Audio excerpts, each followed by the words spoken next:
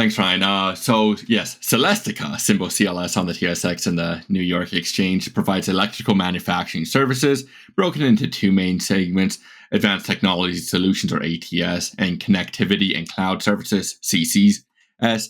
ATS includes a wide array of products and services for industrial uses, aerospace and defense. It has a very wide array, but we're going to really be focused on the CCS segment, which is predominantly enterprise level data communications and information processing infrastructure, including routers, switches, data center interconnects, edge solutions, and servers and storage related products. The stock has had great performance over the past year, up 240%, trading at about $130 on the New York Exchange, so American dollars, at a 15.2 billion market cap. And that isn't just the last year. The shares have had a strong performance, and it's really been a continuation of momentum over the past couple years, with the stock being up over 1,500% over the past 5 years. Clearly a strong performer, but as you can see, the stock really had just had a shift of pace in about 2023. So why is that? On screen, I have a chart of revenue and income per share over the past 20 years. And as you can see, the company has seen strong revenue growth and a shift in profitability over the last couple of years. And that really correlates with that strong share price growth. This was after years of really low growth at best on the revenue and stagnancy on the bottom line. So a shift in fundamental performance has been clear. And you can see that just in these very high level graphs. So just a quick look at the last quarter. The company had revenue of $2.5 billion, up from $2.1 billion in the prior year. Operating profit up more than 100% to $203 million, and EPS up to $1.29 from 52 cents. Overall, continued high growth. As well, notably, the company repurchased 300,000 shares, which they have been consistent with over the last decade, dropping the share count by about 24% over that past decade. So consistent share repurchaser. So that's really how you expect your capital returns with a company like this. But the growth, now we can dive into that, is really attributed to the server build out due to AI spend. It's the 2023 story that's continued through 2024, and we'll see if it continues through 2025. So the growth highlight really for Celestica is their hardware platform services, or HPS, a subsect of their CCS segment, which grew by about 65% to $800 million, a bit under about half the CCS segments now.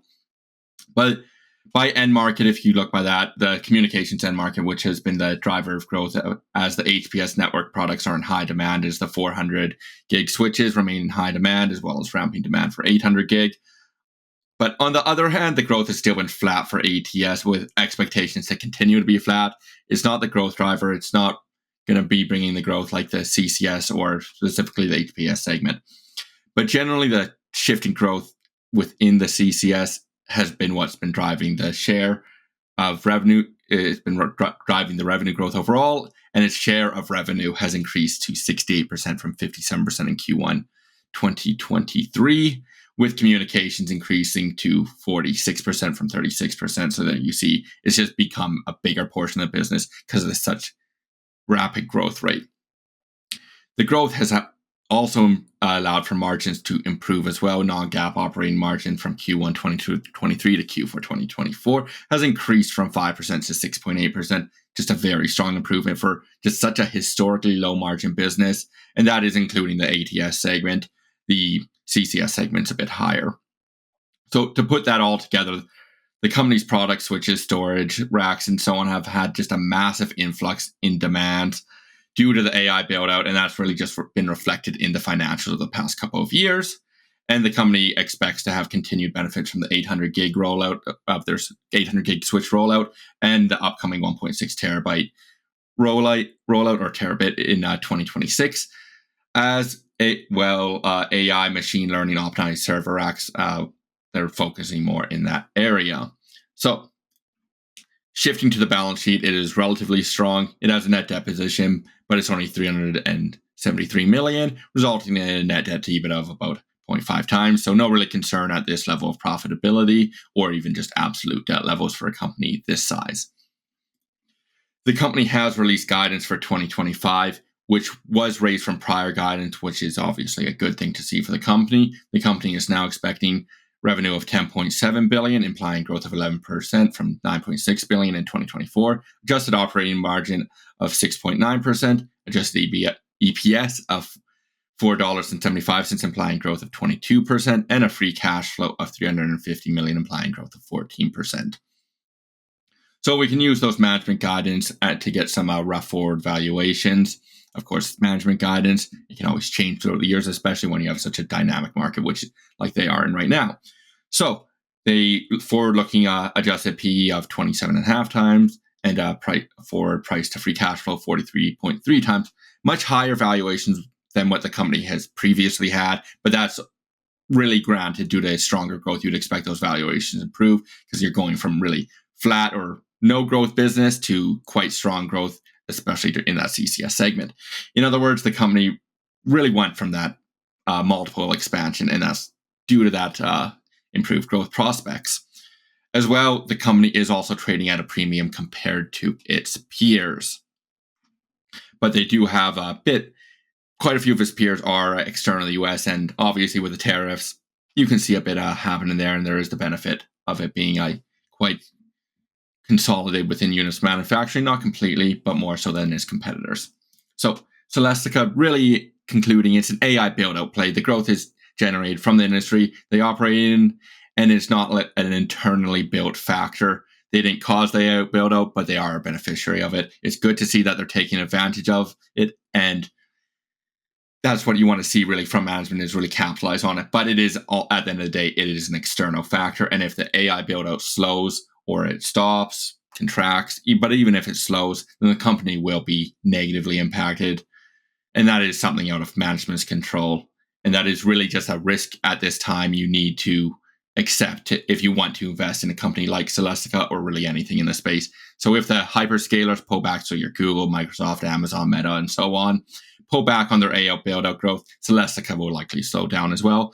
And you can even see just the perception of that with something like DeepSeek just a couple of weeks ago when that was announced. The stock immediately pulled back. Once those worries were really dismissed by the market, it wasn't as big as the market initially priced in. The stock came right back up. But that is the concern with a stock like this. If the perception changes or the reality on the ground changes with its fundamentals, the stock price can really crumble quite quick. And when it is a company like Celestica, you've seen the upside of its economies of scale over the past couple of years. But then if you start to see a slowdown, you can see the reverse of the economies of scale once the revenue slow down, lower margins. Not saying that will happen, of course, but that is a risk you wouldn't want to be aware of. So, as I said before, the stock is really trading at a premium. If the build out continues at really a breakneck speed, the shares could continue to move higher, but any slip up could cause both the stock's underlying fundamentals to be impaired as well as the valuation to contract. Overall, the risk reward isn't the most appealing at this time, but by no means is some absurd valuation like we've seen elsewhere in the AI space. Generally, I would like to see a bit more margin of safety on the valuation basis, but so for now, we'll really just monitor the company to see where it trends, see if it can come down on another DeepSeek misvaluation, something like that. Whether or not the growth story is still intact at the time or not, you'd have to evaluate at that time because it is a very fast moving market, but for now we will continue to monitor it. Yeah, I like that the company's been buying back shares, for over a long period of time, like I'm looking here. And I mean, you hit the nail on the head. Like it's just like we're paying a higher valuation given this, boost in growth. And will that growth continue? If you were a betting man, Brett, do you think that it's going to continue? Oh, you've talked to me about this quite a bit. I've been pessimistic when it comes to the AI valuations. I think we're going to see some degree of slowdown eventually, whether it's within the year, if it's next year. I don't know. That's the question. And that's really what Brendan's getting at with being a betting man is it's hard to tell. And that's the market can shift so quick. And I think that DeepSeek, it was a fake out, but it really exemplifies what can happen if something does go wrong. You saw NVIDIA, I think it was like a 17% drop. This is off memory. In that one day, was like something like $500 billion or $600 billion wiped off of them just off of that news. Celestica was a similar, I think it was even actually a bigger drop on a percentage basis. So it just shows that these changes, it's such a dynamic market. If something does change, if the market does slow down, you could just see a company like Celestica really get hurt, even if they are producing good products. At the end of the day, that's hard to play. So on the AI, it's hard. It is a very hard thing, and you're going to have people say, "Oh, the AI is the future. The build out is so important." It's Which the I new agree. normal, It's the people new will normal say, type yeah. of thing. But then if you look back at the 2000s, is it another Cisco? Are we going to see that again at some point? Does it hit that plateau? That's the question. I think that's the biggest thing, which any AI or AI related company, what you need to ask is, does the build out slow at some point, or when does it slow? Which is more the question in my book, is when, not if. Mhm. And to then what degree?